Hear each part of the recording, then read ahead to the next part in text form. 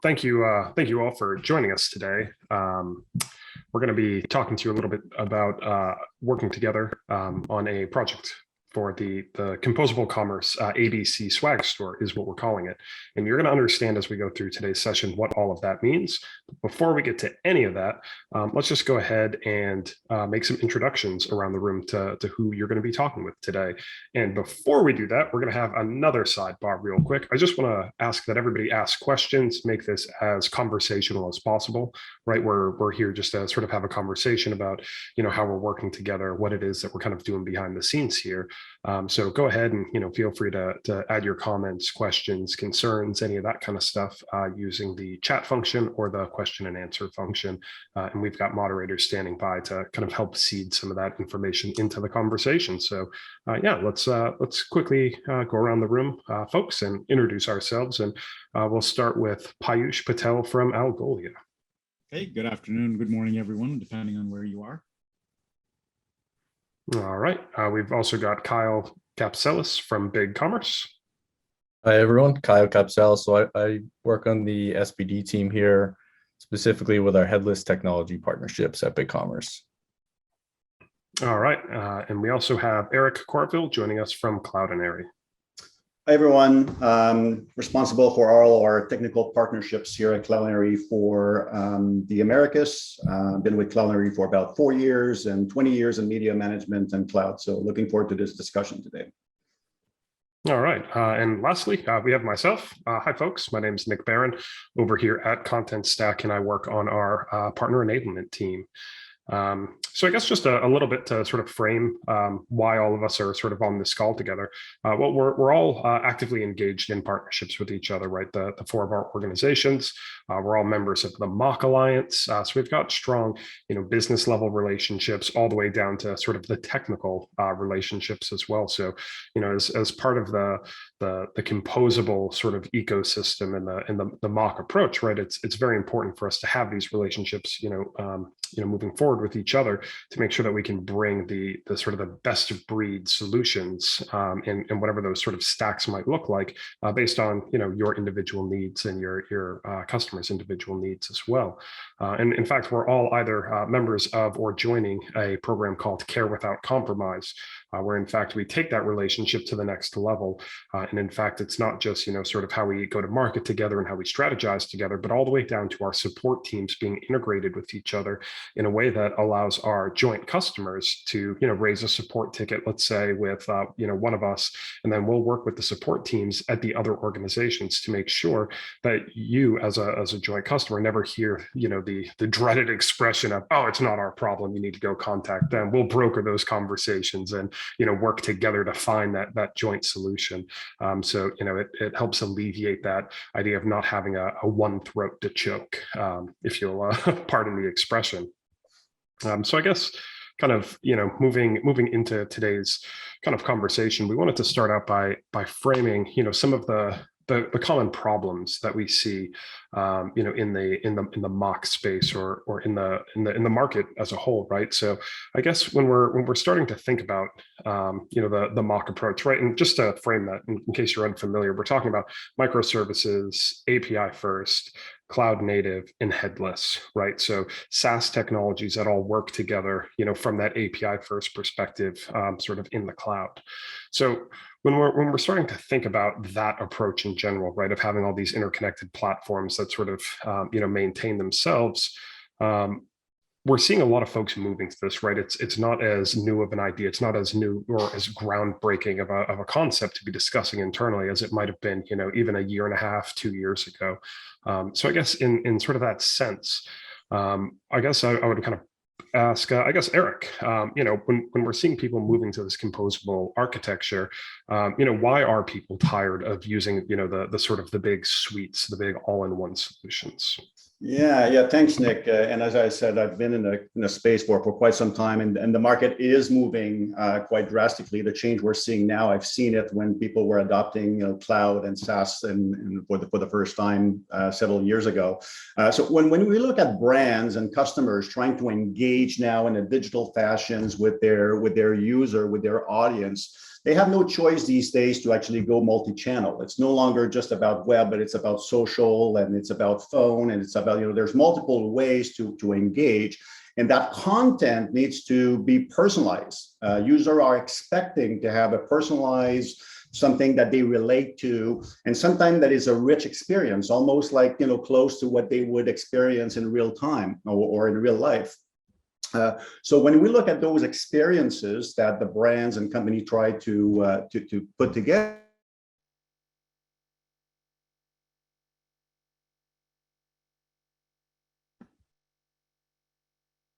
commerce or media management and search, which is why we are all here for partner together today, and the single vendor locked in, where you're forced to actually use a specific set of tools, where not anymore one size fits all. This monolithic approach just really doesn't cut it anymore, that is offered by the traditional vendor, which is why we're seeing a big trend towards this SMOC, or I'd like to mention also composable architecture, where it's like Lego blocks and you can pick and choose best of breed solution.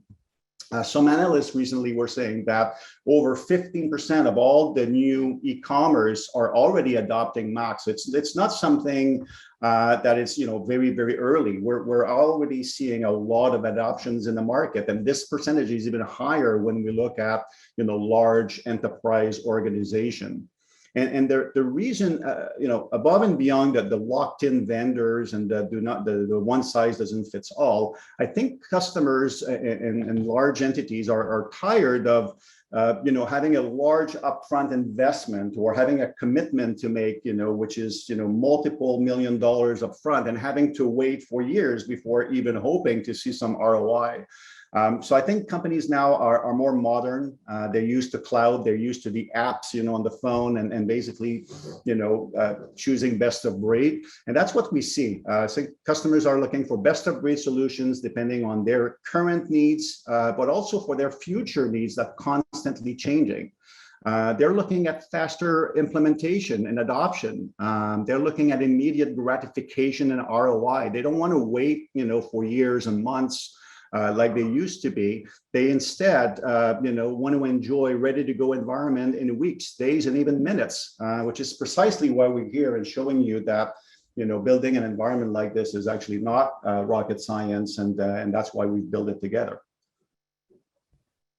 Sure, I think those are some pretty great points, right? I really like the idea of these things, really being composable. One of the things that I've seen a lot personally is, when somebody's invested in one of these big monoliths, right, and then the new hotness comes down the line, right? Some new AI kind of platform, or whatever the buzzword of the week is going to be, right? And then somebody wants to bolt that onto their existing monolith, right? And then that just creates even more technological debt that you're now trying to integrate from, sort of this headless approach into the monolith. And now you might be replacing a feature in that platform that you're already paying for, right? So from an ROI perspective, right, you're getting less of that ROI benefit out of bringing in these new solutions if you're already paying for its legacy counterpart that's built in. Cool. So I guess, I think most folks who are in this sort of world are paying attention to these conversations, right? I think we're all, getting on that sort of that bus or that train of, getting a little bit tired of these big old legacy platforms. So I guess we'll just kind of switch it up here. So I guess, Kyle, I'll ask the next question to you. The idea of best of breed is great, but how do we choose the right solutions and sort of start thinking about architecting that, right? It's not a small task to think, oh, I'm going to replace this one thing with a bunch of things. So what does that look like? Yeah, and it's there's a lot of technologies out there, right? So finding the right fit is the most important thing for any merchant or brand that we talk to. And it's not a one size fits all approach, right? These various technologies that we do work with, they all specialize in certain things. They have different cost variables, features, functionality. And making sure that we partner closely with folks who are on this call today is going to help us with that story. As we go through evaluation processes, a lot of it is up to the merchant and their requirements. So, if they're looking to go a certain way or something they can't do today, that's where we need to make the right recommendation to these partners that we work with today. The best of breed approach is great. It's just a matter of finding that right fit. So the story today that we have, I think, is a great one to be able to showcase real life examples that we've created with, again, a small team of folks who are not dedicated to building these experiences. So it really is about finding the right fit, matching up to the requirements and the functionality that a merchant or a brand is looking for. And then from there, it's just staying close in the partnership and making sure that we're providing the best possible solution so that they don't hit any issues when, one, integration, two, going live, and then three, maintaining it, right? Making sure that it continues to be successful after launch as well. Yeah, I think that's a really great point. The thing that I kind of take away from that personally, right, is when looking at an ecosystem of platforms, right? It's overwhelming. There's a lot, right? We're a content management, company, and there's a new CMS coming out every week, right? It's just the nature of the beast right now. It's so easy to stand up serverless functions and these mythical things that live in this, ethereal cloud up in the sky or whatever is actually powering all those AWS and Azure servers. But I think it creates a bit of an overwhelming decision sometimes, right? And I think the tip that I would give to people who are looking to change a technology or implement more of a composable approach is talking to your existing vendors already, right? About who they partner with, who they already have these robust supported integrations with, because then what you're doing is you're building a composable stack, sure, but all the wiring is already there, right? There's already connections made between these things. So once they're stood up, they're already sort of interacting together kind of for you. So I think that would just be my, quick little tip, having gone through quite a few procurement processes for headless tech recently. I found that that's a good little piece of advice. Anybody else want to add on to any of that? All right. I mean, I think that sort of leads us into another question, right? I think we'll move over to Payush now. So it's, we figured out, right, we want to go the composable route. We want to get all these best of breed platforms together. We've started kind of figuring out which ones we want to use. Okay, that's kind of the easy part if you think about it. I mean, I'm a technologist, right? So of course I'm going to say the business side of things is the easy part. And then the real work starts, right? Once we need to start putting all of that together, even at a conceptual level. So how do you do that, Payush? Yeah, it's a big challenge right now, and especially with shortages that all of us face from a developer perspective. This going to composable is a very developer-oriented motion, right? It's not just drop something in and it's going to work kind of a model. And we as vendors are at that first forefront, making sure, as Kyle mentioned, at least the plumbing is there, right? It's our job to make sure that if you're choosing the four of us as your platform to start with, to not make that even harder by saying, hey, no, here's just our APIs, go figure it out yourself. That's the first thing. So I think what you're seeing with us coming together in this webinar and sort of the reference that we're showing you is that, first of all, we have a responsibility that if we're saying we're partnered, we should make sure that it's not a burden on you. And so that's step one, right? But from the standpoint of what we see most of our customers doing, whether they have their own development team or they're working with an SI partner, is also looking at how do the partnerships, the four of us, not just provide that plumbing, but reference applications, documentation, joint training, because to get trained in one platform, then another one, that's still a pretty daunting task, right? To really piece everything together. And I think that's the main thing we're coming here together to do, is to help customers realize that getting from A to Z, there's a lot of elements of it that we can help show with reference architectures and applications to make that process easier. But by no means are we trying to tell people, again, to go back to this cookie cutter, hey, we figured it out for you. That's definitely not the case. And so building these composable commerce experiences, we want to bring you as far along that journey as we can, but with the flexibility that we want to provide and sort of make sure that you still have the ability to go down the tangent that you need to for your own brand, for the type of experience you're creating and everything else. So I think, that model of getting some joint enablement, reference applications, the plumbing, again, as Kyle mentioned, helping you down that path is our focus right now to help make that easier to do. Yeah, I mean, that totally makes sense. And I think that, kind of might be a good segue into us thinking about, as vendors, right? How are we helping, our customers and our joint customers actually solve some of the problems that we just outlined, right? So when I think about it from the Contentstack side of things, we think about building up this composable ecosystem, right? As we said, it's not easy. It can be complicated. So how do we simplify that for, the two big personas, right? You've got your business folks and you've got your technical folks. So we try to provide an interface where a business user can come in and leverage the capabilities of other tech, right? So they can come in and pull images and assets and 3D renderings out of Cloudinary. They can go in and, associate different PDPs and product detail pages rather with specific products and categories within BigCommerce. So being able to do all of that within the platform. And then of course, seeing all of your search analytics right on your Contentstack dashboard. So as a product marketer, a content marketer, I get to interface with all of these different platforms, do it in an easy way. I can drag and drop things around. It's a wonderful experience. Not that I'm biased or anything. And that just allows, to solve that problem. But also from the technical side, right, having these pre-built integrations and the care without compromise that we talked about before, right? All of those things leverage for an easier implementation. It's still a hard thing, right, to connect a bunch of disparate systems, but we as partners have gone, pretty far in trying to make that as seamless and easy as possible, right? Or at least as is reasonably possible without, thousands and thousands of lines of extra code for somebody to maintain. But having these out of the box things really allows for that sort of that speed to go live, right? To allow the editors to be experts in the platform they need to be experts in without having to switch from one screen to another screen to another screen. So I mean, I think that's sort of the Contentstack way of looking at solving this problem is, I guess to summarize it, kind of the command center, right? Where you can go in and build up your complex page structures, content objects. And then, to your point, Eric, right? We want to send that out to an omni-channel experience, right? It's not just about web. So having these different platforms like ours all kind of working together is, if we keep that as the moving goalpost of what is the next channel and touch point that we need to activate, right? What is that going to be? Then that allows us to sort of impact that problem a little bit more as well before we can get to it.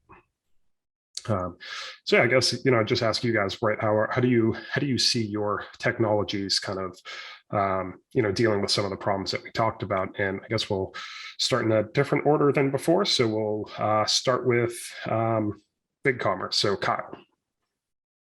Yeah, and I would probably say open APIs, right? I think BigCommerce has specifically done a really good job of keeping what's made us successful and keeping that foundation while opening up the APIs to be accessible so that you can create those content and commerce experiences regardless of where it may be.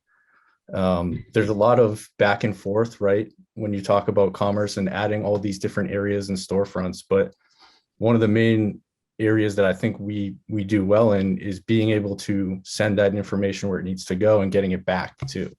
So open APIs is definitely something that we preach quite a bit for any of our headless implementations. And that's what makes it accessible for the partners that we have on this call to be successful in doing it, right? And we always want to make it easier for agencies, like you mentioned, with SIs to be able to implement this. So that's something where I'm particularly happy with what we've done in opening that up. So open SaaS, open APIs are really what's driving a lot of these experiences for working with partners like yourselves today.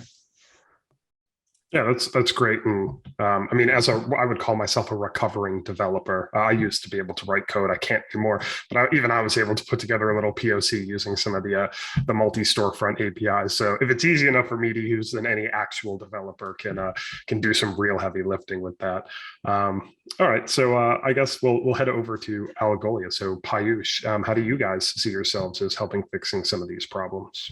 Yeah, thanks, Nick. What we see is, as we look at all these experiences and the broad array of where those experiences need to be delivered, we have a new moniker that we see sometimes customers using is to put their content in motion, right? So whether it's the product details and information coming from the commerce platform, whether it's the rich assets and the metadata from Cloudinary or the content that's being authored within Contentstack.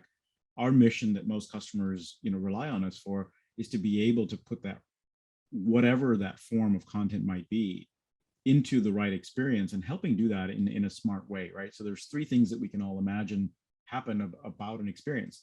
There's a layout that's managed in your front end, but what fits into those blocks used to be human author, right? Somebody decided on a page something should be here and something else should be over here.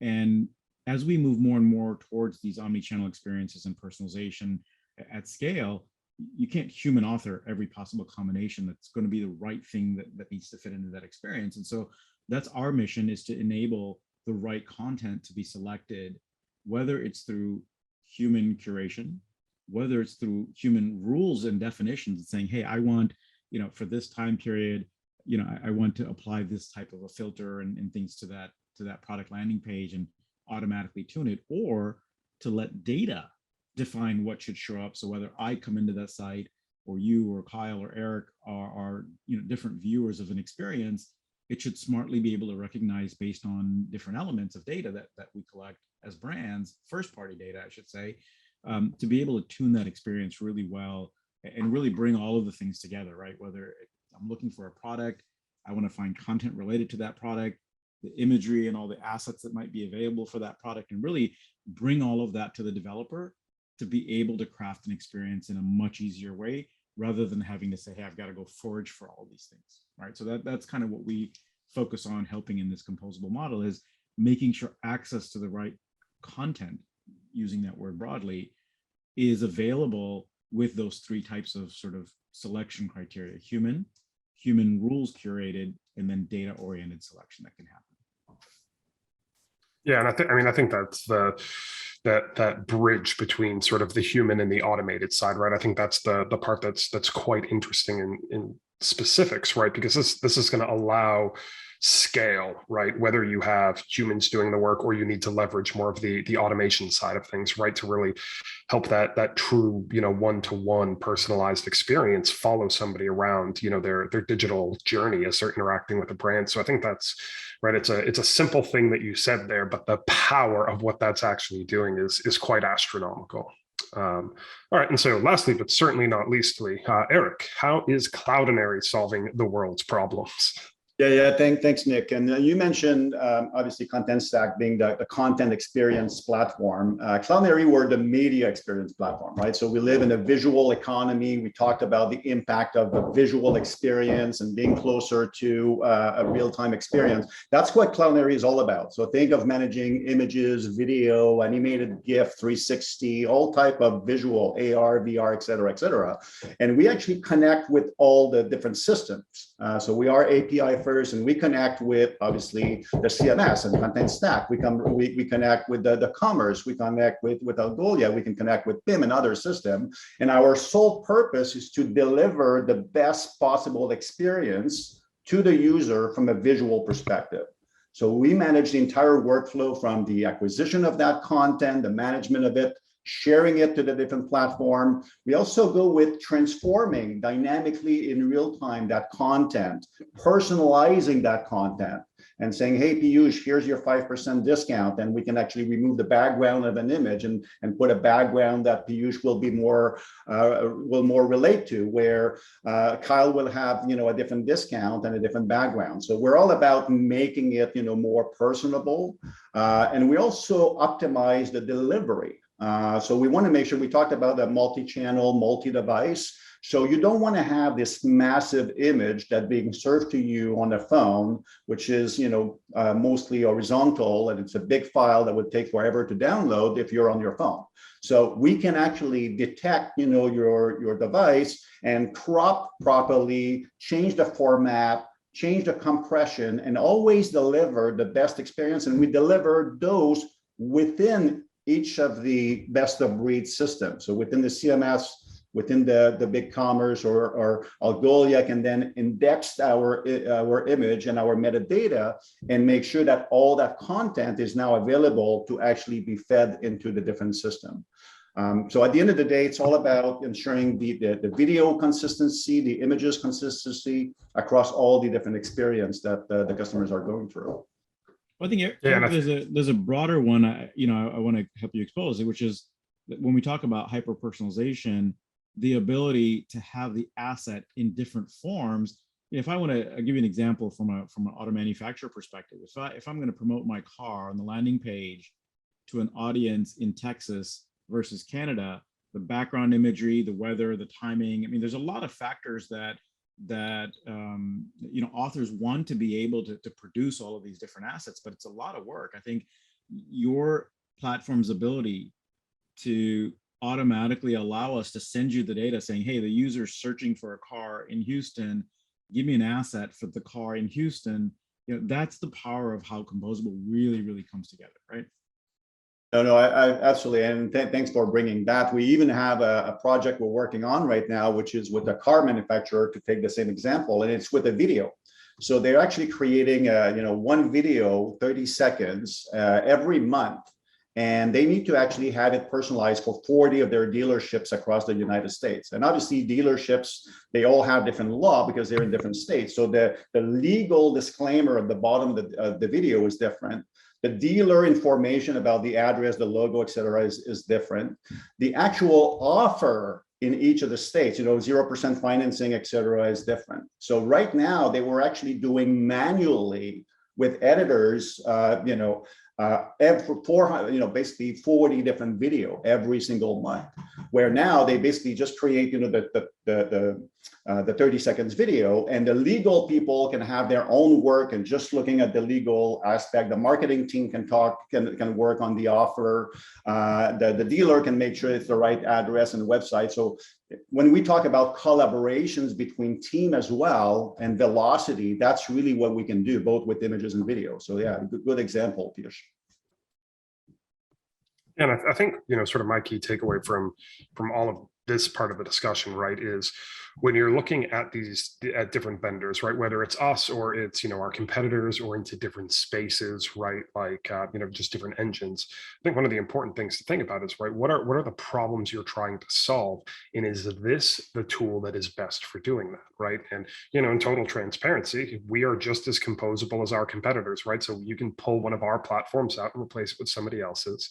I mean, I know that sounded, this little last session sounded like a little self-love fest between us, but I think we're just trying to create some of these examples as to how the ecosystem at whole is thinking, right? And how we as different technology providers are looking to solve these different problems, and having that shared vision where we're looking at these different, sort of similar targets, right, where we're thinking about these same problems of personalization, dealing with content and information in a general sense at scale, hyper performant, looking at things across multi-channel environments, right? These are the things that you definitely want to kind of keep an eye on with the different tech vendors that you're looking at. So excellent. So I guess, one of the things that we haven't talked about, right, is why are we all here, right? What was the impetus for us all getting together to have this webinar?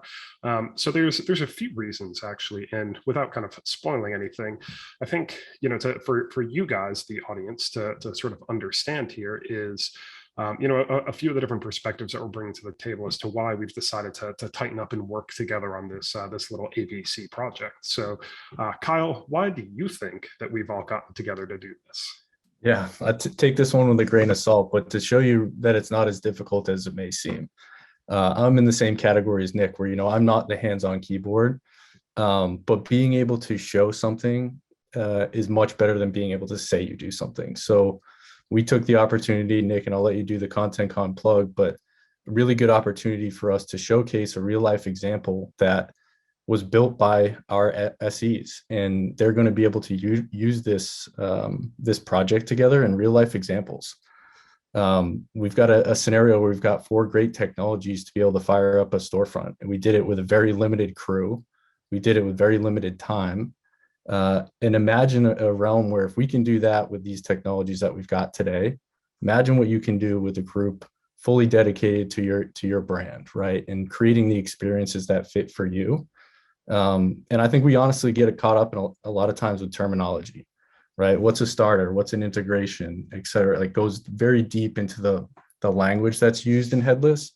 So if we can help share an experience like this and show you the ease of use play, that will help de-risk opportunities and get others who may feel a little bit of risk coming from a monolith to think about going best of breed and think about using the mock architectures. So there's certainly a lot in there, but if we can start to find a repeatable path that's simple for end merchants to be able to utilize, that's really important to us. You know, there was a lot of conversation around finding that right fit, and I really do think that is the key to success. You know, bringing in the right partnerships that we have at the right time. But hopefully, you know, in creating something like this, we provide a real life example and one that can be utilized beyond us just kind of talking about it and showing it. But yeah, I think it's a great project for us. It was a good test, and I think hopefully we'll all see the benefits of it very, very soon. And I gotta say, I love the let's put our money where our mouth is, right? You know, it's easy for us as software vendors to say things like it's easy to use, it's best of breed, it's the bee's knees, right? It's really easy for us to throw these kind of marketing messages out there. So I think what I really love about this sort of this project, this storefront that we've created together, is that it actually shows that it is as easy as we're saying it is, right? And you know, obviously with different levels of skill sets, easy means a different thing. But you know, the fact that with a small team we're able to actually achieve a goal, you know, that's pretty powerful. And I guess, you know, when thinking about sort of the lead in there a little bit, Eric, you know, thinking about how do we do this quickly, right? You know, what are some of the other kind of reasons why this is an important thing that we're kind of, you know, bringing out to the world? Yeah, and I just like Kyle, I think for us to we were excited about this project is, you know, drink our own champagne is like I'd like to say, right?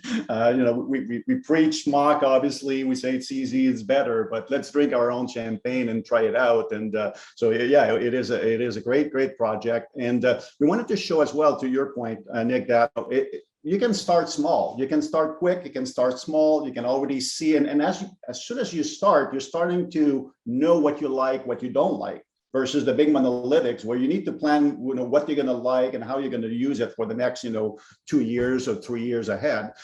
So in our humble way, we wanted to put something that say, hey, yeah, we've put something together. You know, it may be not perfect to start with, but you actually have something to start. You actually have value to start.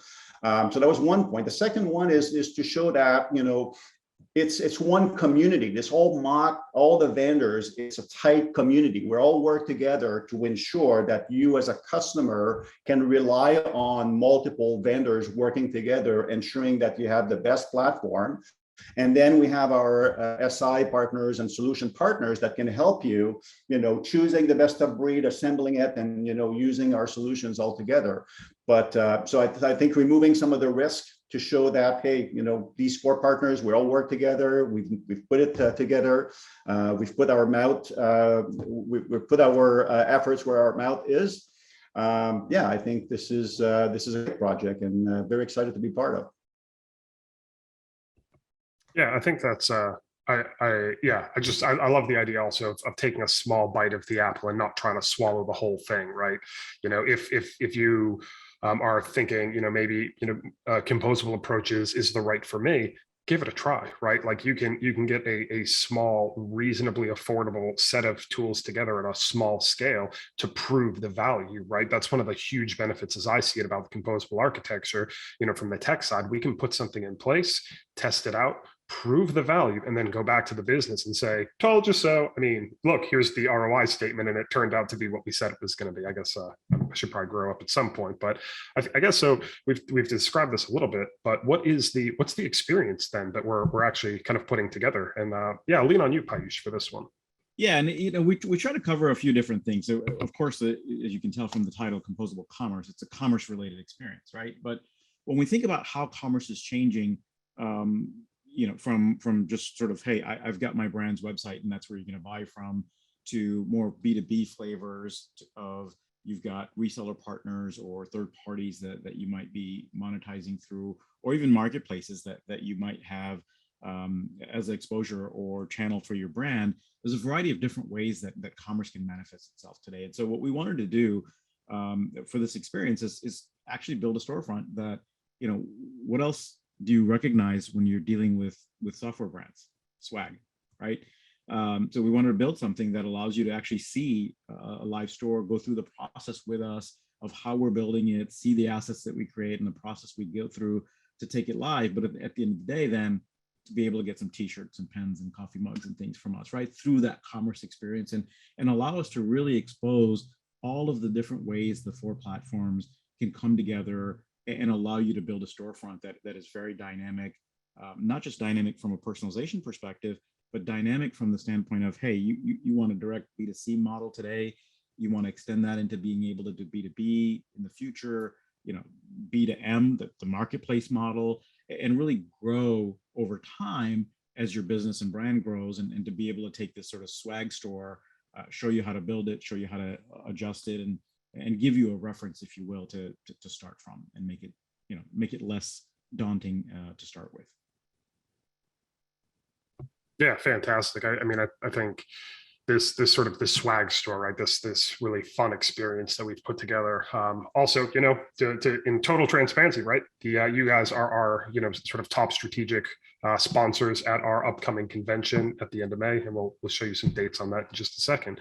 But we're actually going to present this right for the first time to a large audience and go through this entire experience from sort of beginning to end, right? The full user journey, what all these tools look like in the back end, how easy it was to put all this stuff together. So yeah, I'm really excited about it. And I just love the idea that, instead of just sitting around saying how easy and great everything is to integrate, we're actually putting that together, right? And it'll be something that's available for people to pull down a copy of, right? And have a play with. So yeah, really excited on that part.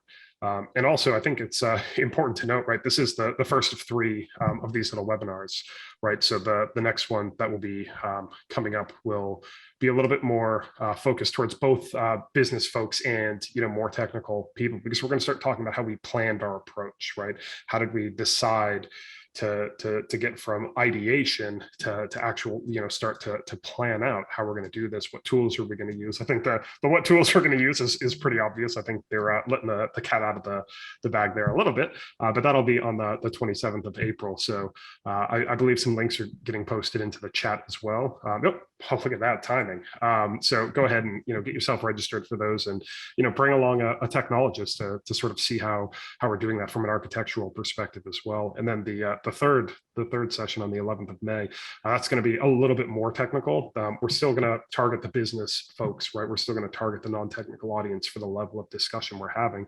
But that's going to be about the build and the delivery, and sort of what all of that kind of culminates into. So yeah, super exciting that we're sort of moving along with this, and you guys get to follow us in this journey, right? So we've described some problems.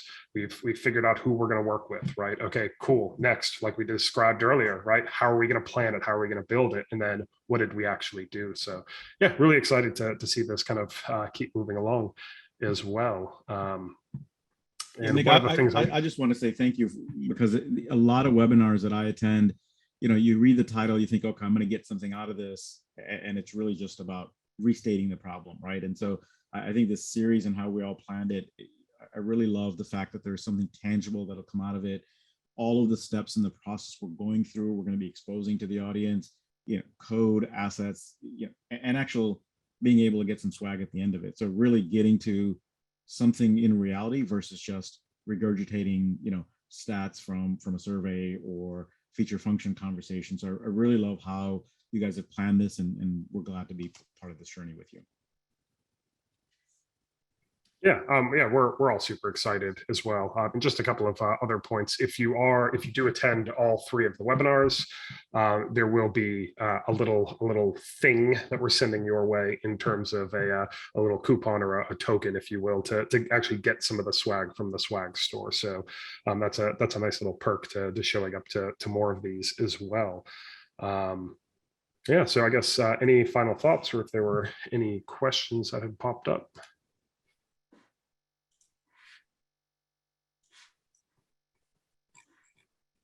All right, well, I guess the last thing is that there's also going to be a link in the chat coming up in just a moment for ContentCon, which is Contentstack's first and inaugural, I guess that's redundant, customer convention. So we're going to be having a get together the last week of May down in Texas. So go ahead and get yourselves signed up for that as well. It should be a hoot. We're going to see all sorts of, fun things. We're going to see the final presentation, the coming to age party of our cool little project that we've all been working on together. So yeah, I'm really excited for it. Yeah, so go ahead, get registered, and thank you guys very much for your time. And yeah, I guess to your point about this being, I learned very early on in my career an expression that I absolutely love, and it's be solution oriented, not problem focused. And I think if we kind of keep using that as our guiding principles here, we'll keep providing solutions, because that's what people come to these for. So good call out. And yeah, thank you guys very much for your time.